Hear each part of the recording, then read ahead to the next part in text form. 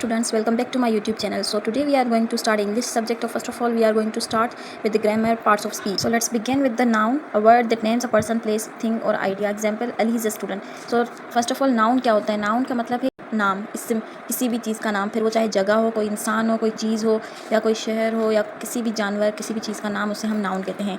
And then we have pronoun, a word used instead of a noun. अब जैसे कि noun हमारे पास है किसी भी चीज़ का नाम. अब किसी भी चीज़ के नाम की जगह पे अगर हम कोई अल्फाज इस्तेमाल कर रहे हैं, कोई भी लफ्ज़ इस्तेमाल कर रहे हैं, उसे हम प्रोनाउन कहेंगे. जैसे पहले हमने नाम लिया अली. अब अली क्या है? लड़का है. तो अली के लिए हम क्या यूज़ करेंगे? He. So he is a pronoun. Okay, then after pronoun we have a verb. What is a verb? A word that shows action or state.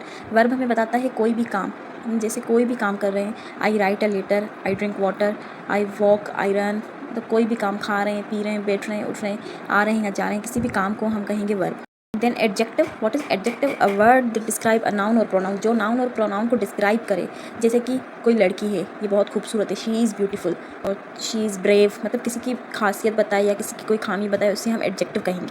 Then we have adverb.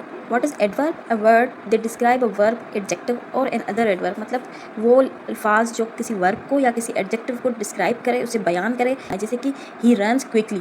अब runs क्या है? Verb को क्या describe कर रहा है? Quickly, मतलब वो तेज़ी से भाग रहा है, उसने इसको डिस्क्राइब किया है. जैसे कि है intelligent. What is intelligent? Intelligent हमारे पास है एडजेक्टिव. अब एडजेक्टिव को उसने कैसे डिस्क्राइब किया है? जैसे कि शी इज़ वेरी इंटेलिजेंट. अब जैसे कि इंटेलिजेंट एडजेक्टिव है, तो उसने बताया कि वो बहुत ही ज़्यादा ज़हीन है, तो उसने मतलब इसको डिस्क्राइब किया है, बयान किया है.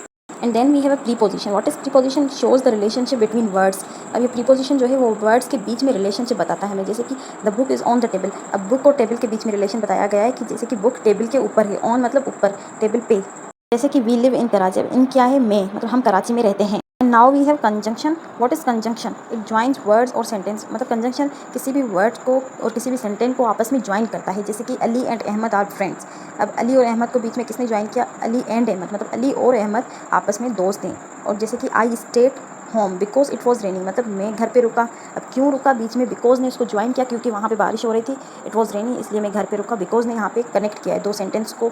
Then we have interjection. It expresses emotions, sudden expressions. मतलब जो इंटरजेक्शन है वो सडन एक्सप्रेशंस को दिखाता है. सडन इमोशन हो या कोई भी हैप्पी मोमेंट हो, सडन सरप्राइज मोमेंट हो, उसे दिखाता है, उसे कहते हैं इंटरजेक्शन. जैसे कि wow what a beautiful view, कितना खूबसूरत नज़ारा है.